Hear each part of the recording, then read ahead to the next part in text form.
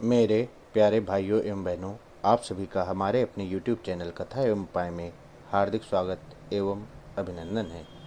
आज हम आपके लिए लाए हैं कार्तिक मास कृष्ण पक्ष की रंभा एकादशी का महात्म एवं व्रत कथा। इस एकादशी को रमा एकादशी भी कहा जाता है। युधिष्ठिर ने पूछा, जनार्दन, मुझ पर आपका स्नेह है, अतः कृपा करके बताइए, कार्तिक के कृष्ण पक्ष में कौन सी एकादशी होती है। भगवान श्री कृष्ण बोले, राजन, कार्तिक के कृष्ण पक्ष में जो परम कल्याणमयी एकादशी होती है वह रमा के नाम से विख्यात है। रमा परम उत्तम है और बड़े बड़े पापों को हरने वाली है। पूर्व काल में मुचकुंद नाम से विख्यात एक राजा हो चुके हैं जो भगवान विष्णु के भक्त और सत्य प्रतिज्ञ थे। निष्कंटक राज्य का शासन करते हुए उस राजा के यहाँ नदियों में श्रेष्ठ चंद्रभागा कन्या के रूप में उत्पन्न हुई। राजा ने चंद्रसेन कुमार शोभन के साथ उसका विवाह कर दिया। एक समय की बात है, शोभन अपने ससुर के घर आए। उनके यहाँ दशमी का दिन आने पर समूचे नगर में ढिंढोरा पिटवाया जाता था कि एकादशी के दिन कोई भी भोजन न करे। यह डंके की घोषणा सुनकर शोभन ने अपनी प्यारी पत्नी चंद्रभागा से कहा, प्रिय, अब मुझे इस समय क्या करना चाहिए, इसकी शिक्षा दो। चंद्रभागा बोली, प्रभो, मेरे पिता के घर पर तो एकादशी को कोई भी भोजन नहीं कर सकता। हाथी, घोड़े, हाथियों के बच्चे तथा अन्यान्य पशु भी अन्न, घास तथा जल तक का आहार नहीं करने पाते। फिर मनुष्य एकादशी के दिन कैसे भोजन कर सकते हैं। प्राणनाथ, यदि आप भोजन करेंगे तो आपकी बड़ी निंदा होगी। इस प्रकार मन में विचार करके अपने चित्त को दृढ़ कीजिए। शोभन ने कहा, प्रिय, तुम्हारा कहना सत्य है, मैं भी आज उपवास करूंगा। देव का जैसा विधान है वैसा ही होगा। भगवान श्री कृष्ण कहते हैं, इस प्रकार दृढ़ निश्चय करके शोभन ने व्रत के नियम का पालन किया। क्षुधा से उनके शरीर में पीड़ा होने लगी, अतः वे बहुत दुखी हुए। भूख की चिंता में पड़े पड़े सूर्यास्त हो गया। रात्रि आई, जो हरि पूजा, पारायण तथा जागरण में आसक्त वैष्णव मनुष्यों का हर्ष बढ़ाने वाली थी, परंतु वही रात्रि शोभन के लिए अत्यंत दुखदायिनी हुई।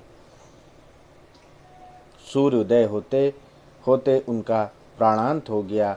राजा मुचकुंद ने राजोचित काष्ठों से शोभन का दाह संस्कार कराया।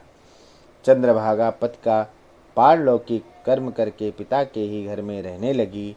नृपश्रेष्ठ रमा नामक एकादशी के व्रत के प्रभाव से शोभन मंदराचल के शिखर पर बसे हुए परम रमणीय देवपुर को प्राप्त हुआ।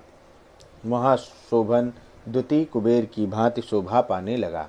राजा मुचकुंद के नगर में सोम शर्मा नाम से विख्यात एक ब्राह्मण रहते थे। वे तीर्थ यात्रा के प्रसंग से घूमते हुए कभी मंदराचल पर्वत पर गए। वहाँ उन्हें शोभन दिखाई दिए। राजा के दामाद को पहचान कर वे उनके समीप गए। शोभन भी उस समय द्विश्रेष्ठ सोम शर्मा को आया जान शीघ्र ही आसन से उठकर खड़े हो गए और उन्हें प्रणाम किया। फिर क्रमशः अपने ससुर राजा मुचकुंद, प्रिय पत्नी चंद्रभागा का तथा समस्त नगर का कुशल समाचार पूछा। सोम शर्मा ने कहा, राजन, वहाँ सबकी कुशल है। यहाँ तो अद्भुत आश्चर्य की बात है। ऐसा सुंदर और विचित्र नगर तो कहीं किसी ने भी नहीं देखा होगा। बताओ तो सही, तुम्हें इस नगर की प्राप्ति कैसे हुई। शोभन बोले, द्विजेंद्र, कार्तिक के कृष्ण पक्ष में जो रमा नाम की एकादशी होती है, उसी का व्रत करने से मुझे ऐसे नगर की प्राप्ति हुई है। ब्रह्मन, मैंने श्रद्धाहीन होकर इस उत्तम व्रत का अनुष्ठान किया था, इसलिए मैं ऐसा मानता हूँ कि यह नगर सदा स्थिर रहने वाला नहीं है। आप मुचकुंद की सुंदरी कन्या चंद्रभागा से यह सारा वृत्तांत कहिएगा। शोभन की बात सुनकर सोम शर्मा ब्राह्मण मुचकुंदपुर गए और वहाँ चंद्रभागा के सामने उन्होंने सारा वृत्तांत कह सुनाया। सोम शर्मा बोले, सुबह, मैंने तुम्हारे पति को प्रत्यक्ष देखा है तथा इंद्रपुरी के समान उनके दुधर्ष नगर का भी अवलोकन किया है। वे उसे अस्थिर बतलाते थे, तुम उसको स्थिर बनाओ। चंद्रभागा ने कहा, ब्रह्मर्षि, मेरे मन में पति के दर्शन की लालसा लगी हुई है। आप मुझे वहाँ ले चलिए।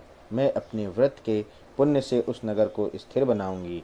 भगवान श्री कृष्ण कहते हैं, राजन, चंद्रभागा की बात सुनकर सोम शर्मा उसे साथ ले मंदराचल पर्वत के निकट वामदेव मुनि के आश्रम पर गए। वहाँ ऋषि के मंत्र की शक्ति तथा एकादशी के सेवन के प्रभाव से चंद्रभागा का शरीर दिव्य हो गया तथा उसने दिव्य गति प्राप्त कर ली। इसके बाद वह पति के समीप गई। उस समय उसके नेत्र हर्षोल्लास से खिल रहे थे।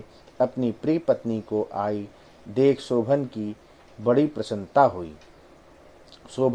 प्रसन्नता हुई। उन्होंने उसे बुलाकर अपने वाम भाग में सिंहासन पर बिठाया। तदंतर चंद्रभागा ने हर्ष में भरकर अपने प्रियतम से यह प्रिय वचन कहा, नाथ, मैं हित की बात कहती हूँ, सुनिए।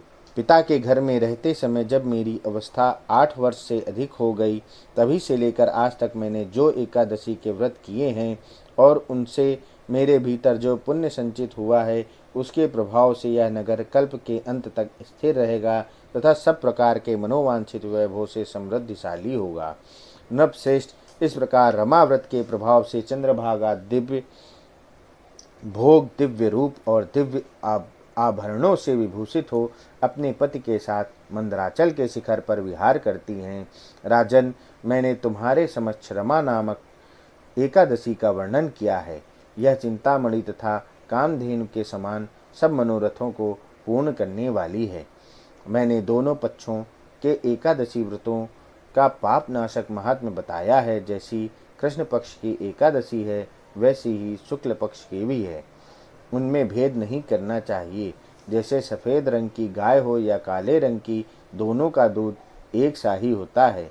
इसी प्रकार दोनों पक्षों की एकादशियां समान फल देने वाली हैं। जो मनुष्य एकादशी व्रतों का महात्म्य सुनता है, वह सब पापों से मुक्त हो शिव लोक में प्रतिष्ठित होता है। तो यह थी इस प्रकार कार्तिक मास कृष्ण पक्ष की रमा एकादशी अथवा रंभा एकादशी का महात्म्य एवं इसकी व्रत कथा। आशा है आप सभी को यह वीडियो पसंद आया होगा। आप इस वीडियो को लाइक व शेयर करना ना भूलें। आप हमारे चैनल पर पहली बार आए हैं तो हमारे चैनल को सब्सक्राइब अवश्य करें। धन्यवाद। राधे राधे। जय श्री कृष्ण।